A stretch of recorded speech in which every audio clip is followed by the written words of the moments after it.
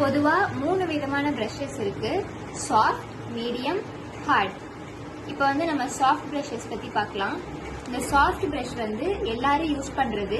இதோட பிரிஸ்கிள்ஸ் பார்த்தீங்கன்னா இது ரொம்ப சாஃப்டாக இருக்கும். நீங்கள் அதை வச்சு கடையில் கேட்டு வாங்கிக்கலாம், பார்த்து வாங்கிக்கலாம். இதை வந்து எல்லாரும் யூஸ் பண்ணுவாங்க இந்த ப்ரஷ்ஷை. இப்போ நீங்கள் வந்து வாய் சுத்தம் பண்ணிட்டு வந்திருக்கீங்க, இல்லை அப்படின்னா வாயில் உங்களுக்கு வந்து ஈரக்கசிவு, ரத்த கசிவு வந்து அடிக்கடி வருது அப்படி சொன்னால் நீங்கள் இந்த ப்ரஷ் யூஸ் பண்ணிக்கலாம். அடுத்து வந்து மீடியம் ப்ரஷ்.